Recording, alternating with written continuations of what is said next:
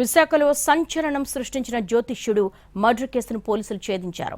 జ్యోతిష్యుడు ఒక మహిళతో అసభ్యకరంగా ప్రవర్తించడమే హత్య కారణమని ప్రాథమిక విచారణలో తేల్చారు. బాధితురాలు భర్తతో కలిసి జ్యోతిష్యుడిని మట్టుబెట్టినట్టుగా చెప్తున్నారు. మిస్సింగ్ కేసు నమోదైన 10 రోజుల తర్వాత హత్య కేసుగా వెలుగు చూడడం, గంటల వ్యవధిలోనే నిందితులను అరెస్ట్ చేయడం సంచలనంగా మారింది.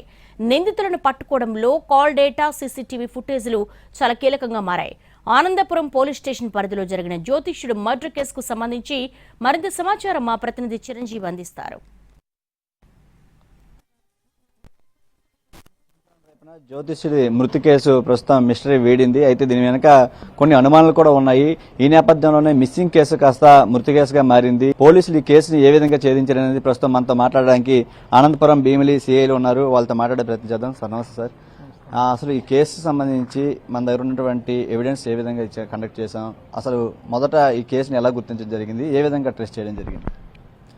ఈ నెల 10వ తారీఖున పెందుర్తి పోలీస్ స్టేషన్ లిమిట్స్లో ఉంటున్న దుర్గాప్రసాద్ అని ఒక అబ్బాయి మా పోలీస్ స్టేషన్కి రావడం జరిగింది. వాళ్ళ తండ్రి గారు జంగం వృత్తి చేసుకుంటూ ఊరు వెళ్ళి ఎవరైనా ఇంట్లో సమస్యలు ఉన్నట్లయితే వాళ్ళ పూజలు చేసి వాళ్ళ ద్వారా వచ్చిన సంభావనల ద్వారా కుటుంబాన్ని పోషించుకుంటున్నట్లు ఆయన ఈ నెల 9వ తారీఖు ఎప్పటిలాగానే ఏరియాలోకి వచ్చిన తర్వాత ఆనందపురం పోలీస్ స్టేషన్ లిమిట్స్లోకి వచ్చిన తర్వాత బీపీ కళాల వరకు వచ్చి ఎవరితో మాట్లాడిన తర్వాత మిస్ అయినట్లు మాకు తెలుస్తుంది.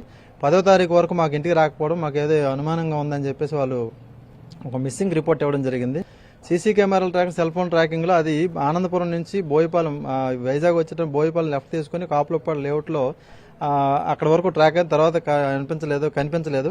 వెంటనే మేము బృందాలుగా మారాము. కుటుంబ సభ్యుల హెల్ప్ కూడా తీసుకున్న తర్వాత కంప్లీట్గా ఉన్న లేఅవుట్స్ ఆ ఏలోను అన్ని కూడా పూర్తిగా సెర్చ్ చేయడం జరిగింది. ఇందులో కొన్ని అనుమానాలు వ్యక్తం అవుతున్నాయి. వృత్తిపరంగా అతను జ్యోతిష్యుడిగా చెప్తున్నారు అంటే ఏవైనా నరబాలు కానీ క్షుద్ర పూజలు కానీ ఆ కోణంలో ఏమైనా దర్యాప్తు చేయడం జరిగిందా? ఎందుకంటే ఒక బాడీ పార్ట్స్ అన్ని కూడా ఒక్కొక్క దగ్గర ఉన్నాయి. ఆ కోణంలో ఏమైనా దర్యాప్తు చేయడం జరిగింది?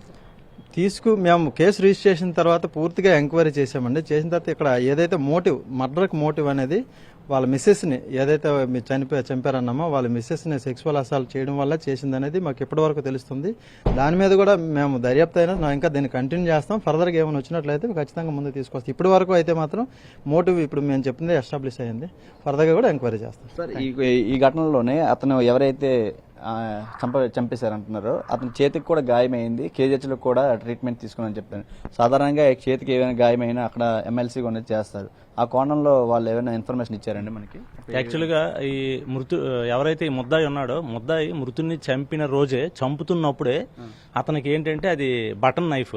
సో ఏంటంటే అది పొడుస్తున్నప్పుడు కడుపు మీద బాగా పొడుస్తున్నప్పుడు అది మళ్ళీ రివర్స్లో వచ్చి అతను చెయ్యి రైట్ హ్యాండ్ ఫింగర్ దగ్గర తెగడం జరిగింది. 3 to 4కి కేజీహెచ్కి వెళ్ళడం, అక్కడ ఓపీ దగ్గర తీసుకుంటే వాళ్ళు ఎమ్మెల్సీ యాక్చువల్గా ఏంటంటే ఏంటి ఇది నీకు ఎలా తగిలిందంటే నేను రాడ్ బెండింగ్కి వెళ్తుంటాను, నాకు నేనే ఇది జరిగింది కొడుతుంటే అని చెప్పడం వలన మాకు ఇంటిమేషన్ ఇవ్వలేదు. వాళ్ళు దానికోసం ట్రీట్మెంట్ చేసి ఒక 6 స్టిచెస్ వేశారు. అది కూడా మేము తీసుకున్నాం. కేవలం భార్య భర్తలు ఇద్దరు ప్రమేయం ఉందంటారా? ఇంకా 3వ వ్యక్తి 4వ వ్యక్తి ఎవరి ప్రమేయం ఉందని? లేదండి, ఇంకా ఈ హత్య అయితే ఇద్దరే, ఇంకెవరు ప్రమేయం లేదు. ప్లాన్ ప్రకారం ఒక నిర్మానుష్య ప్రాంతానికి తీసుకెళ్లి చంపడం జరిగిందని చెప్తున్నారు. అయితే దీంతో పాటు ప్రస్తుతం పోలీసులు ఆ ఇద్దరు నిందితుల్ని అదుపులో తీసుకున్నారు. అంతేకాకుండా ఈ నరబాలి క్షుద్ర పూజలు అనే కోణంలో కూడా దర్యాప్తు చేసే అవకాశం అయితే కనిపిస్తుంది.